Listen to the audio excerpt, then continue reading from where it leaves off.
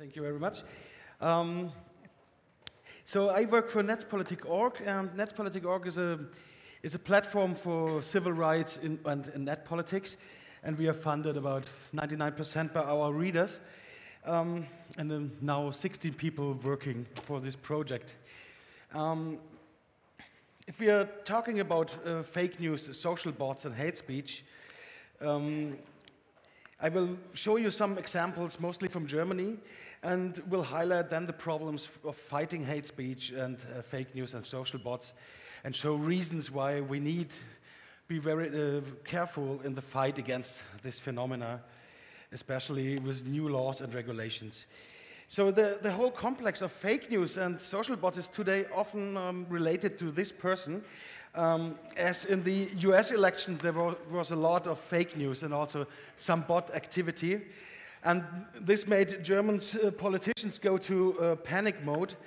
But the problem with panic mode is if we have almost no empirical studies which are telling us about fake news and social bots, how to identify it and what are they doing. So panic and no knowledge is not a good combination when you want to make new laws against something. And this makes lawmaking really dangerous. So I was researching if these phenomena are really so dangerous in Germany. And one important thing was, in the whole debate, everybody was mixing up the phenomena. So the fake accounts, hacking, doxing, bots, social bots, chat bots, trolls, fake armies, whatever. So I think it's really important to separate the topics, even if they are disciplines in one sport, and this sport is called disinformation. And if it's disinformation, we are on the playground of propaganda and information war. And now we go to panic mode again. No. So if we look for this phenomena, social bots, in the political sphere, we understand something that automatically tries to influence opinions. But it's not like classical robots, but more automated accounts which are automated social media accounts, mostly on Twitter, which try to do something. And there's nice ones. For example, our Netzpolitik has one bot, and it's just like tweeting the new articles, which is completely legitimate and nice. These nice bots are not interesting so much, so we want to have a look at the evil ones.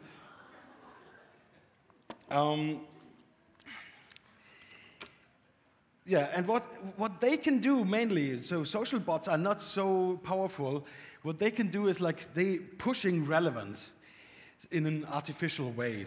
So they want to manipulate, or the people who like controlling them, want to manipulate so that people or journalists think, wow, so many people like this content or have this opinion, or so. But then I was looking for political bots on Twitter in Germany, together with some of the best data scientists and social media analysts, and then we did not find some. We find some, but they were not relevant. So the problem with social bots is there's no definition how we can identify a bot, because people say like they appear like humans, and with this definition you will not find accounts. So some universities say every account which tweets more than 50 times a day is a social bot, but there's a lot of politicians in German parliament who interact 50 times on Twitter a day and are social bots, as in this definition. So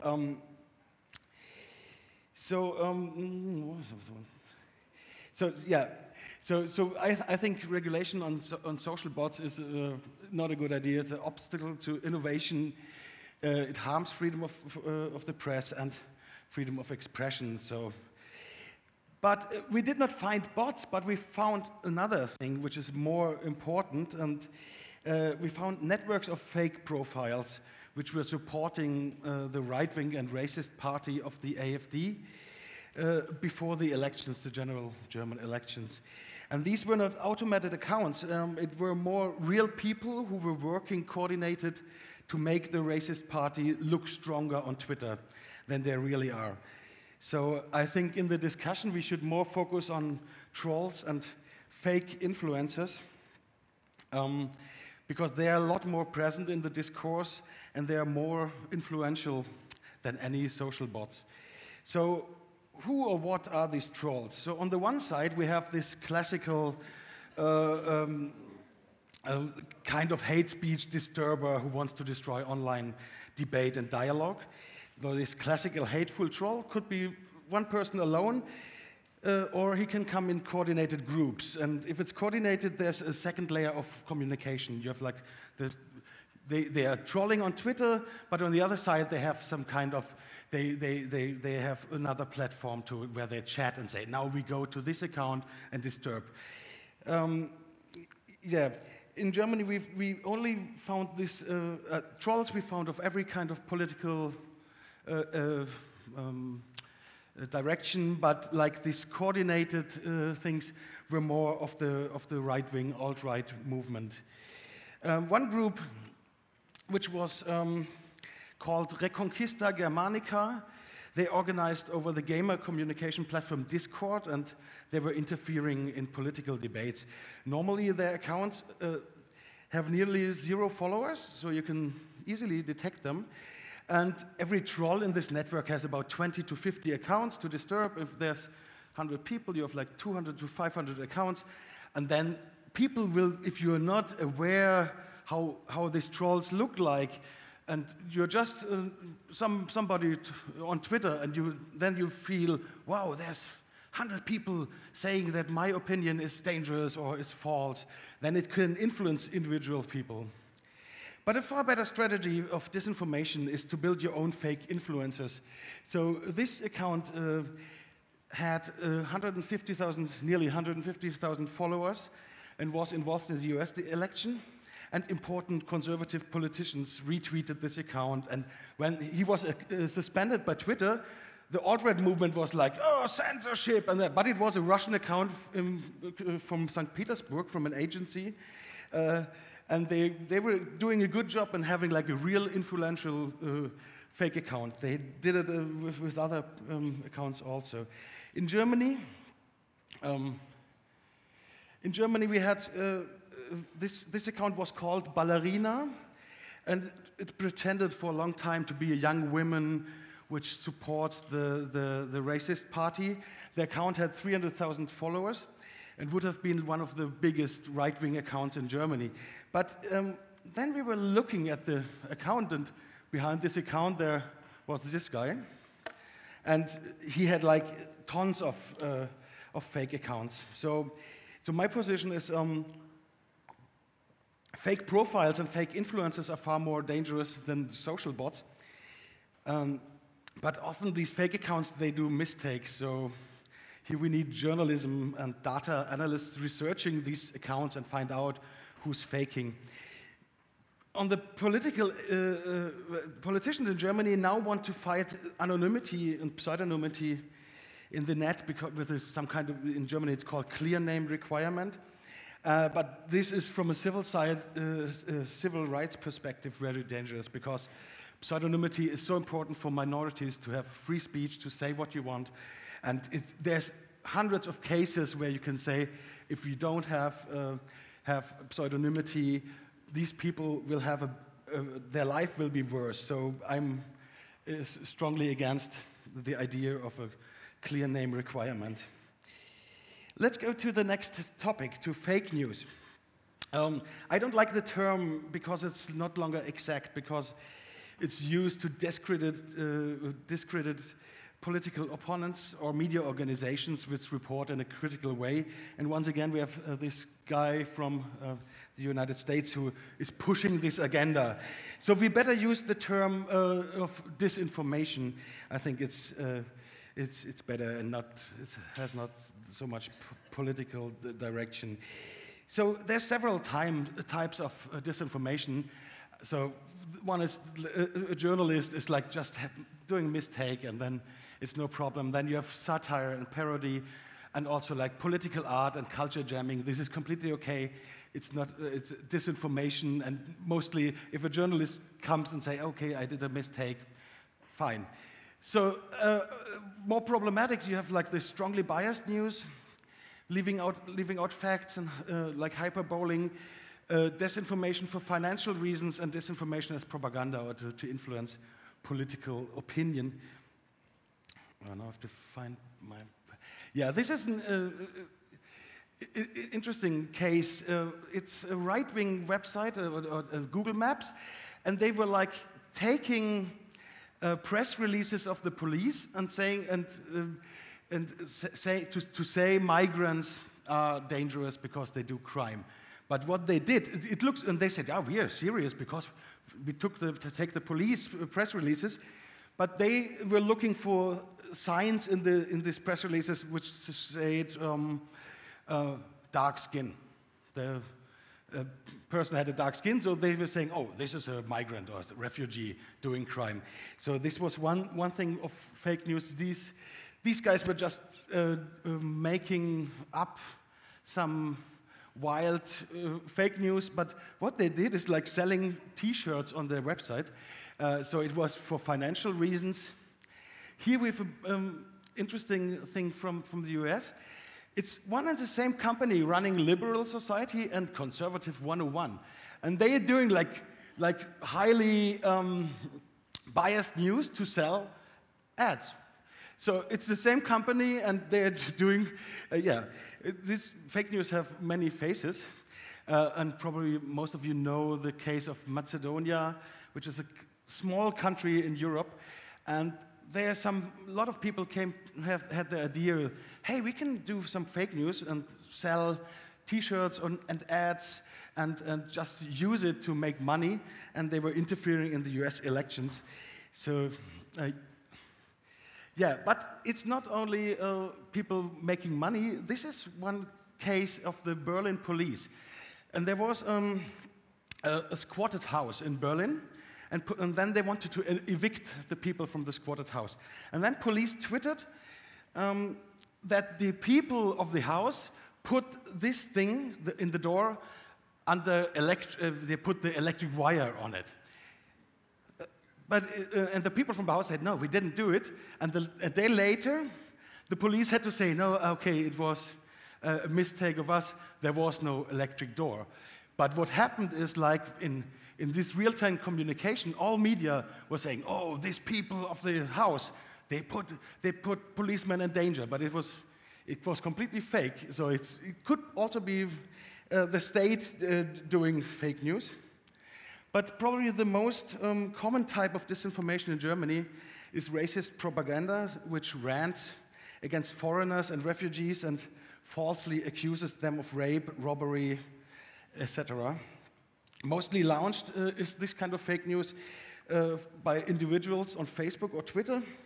And a colleague of mine, she was mapping this kind of information, and she was like talking to the police, okay, did this rape happen in your city? And they said no. So she had hundreds of examples of this kind of racist fake news. Disinformation, I wanted to say. Okay. What interesting is, if we see this graph,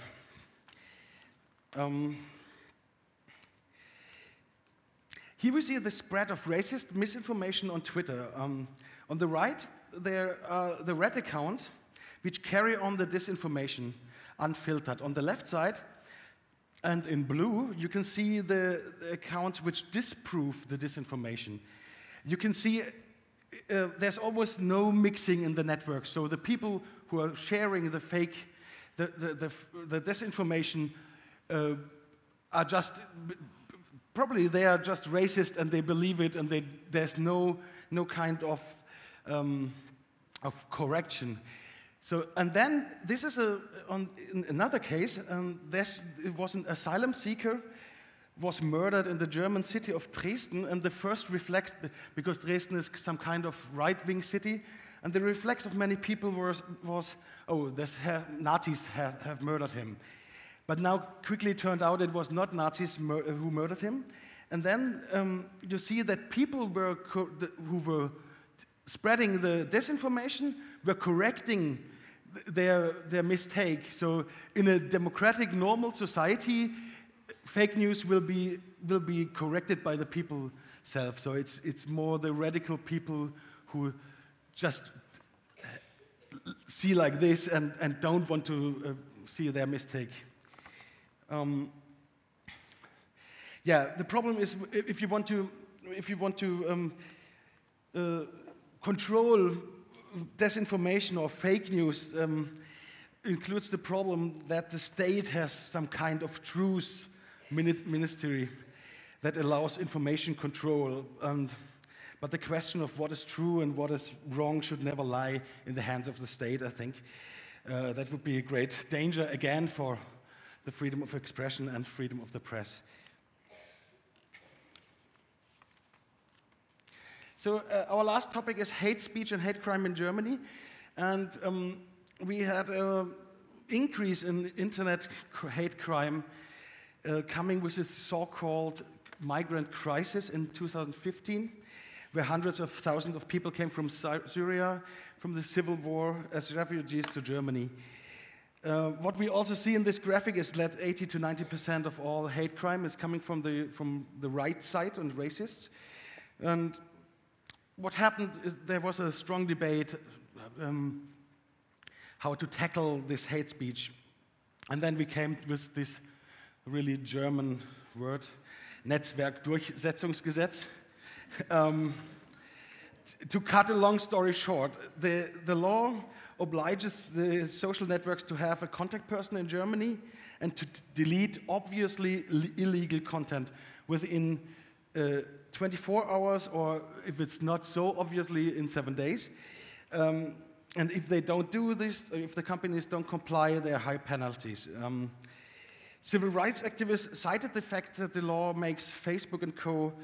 A judge of freedom of expression and leads to overblocking because of the threat of punishment. But till now, the effects of the law were not as harsh as on free speech as people thought before. But now, the German government wanted to make it sharper, to harden the law. So they want that every illegal content is directly sent to the federal police, and they spread it to the local police, which is like, I'm fearing this because it would, on the one side, overburdening the judges and the whole justice system, and also many criminal proceedings. There will be criminal proceedings in which people would never have reported others for insult. Just say, okay, somebody's saying something on the internet, I forget it, but then with this new law, the police will interact all the time. I think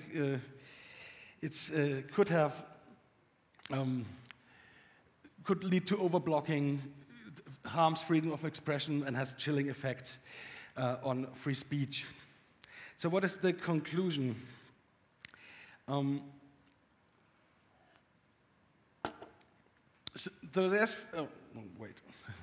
There's fake news and hate speech in Germany, and they come from different players. But for the most part, they're a phenomenon of the radical right-wing movement, or player who want to inspire it. We have also like Russian influence who like supporting the right way. So, but it's most of it is a racist thing in Germany. I think we have to have more studies on how the influence works, and this has to be researched. And this is, I think, it's very unclear whether people outside of these filter bubbles, whose opinion the fake news reproduce, let themselves be influenced by the fake news. I think this has to be researched. What can we do also? It's, I think for journalists, caution is required when reporting on social networks, when reporting in the style of the internet is saying, which is really journalists love in Germany, about trending topics, online surveys, or numbers. Numbers are really dangerous, I think, and can be manipulated all the time. So here's more distance necessary. That journalist asks, okay, it's the number, how many people follow a politician on Twitter is important or not, because I can buy you in 15 minutes 100,000 new followers, so the information is worth nothing. Yeah, we also, if on the basis of users, and everybody said it today, is literacy, digital literacy, and yeah, just to, people can check. Disinformation with a simple Google search, you can find disinformation. It's not so hard to find disinformation if you, okay, I see 5 minutes. Yeah, and you should also look, do I know the person? Is it a journalist, a trustworthy source? That helps a lot and will, more than laws probably. And I think social networks have to strengthen their ability to combat fake profiles and bots and create options for users to mark disinformation. And also, I think the social networks, they have to open their APIs for research of universities, that we can have a look what is happening there, but they are always a black box, and regulation could go there and say, hey, well, you have to open it for scientists. Yeah, and I'm saying that legislators should keep the hand off the subject. For the German situation, I think existing criminal offenses like insult or defamation are sufficient to take action against false reports. And yeah, further regulation could easily lead to a loss of civil rights. So we should take say disinformation, not fake news. We should call a lie a lie, or a mistake, and hate is hate. There's nothing such as truth, just facts we can discuss on. Thank you very much. Hey.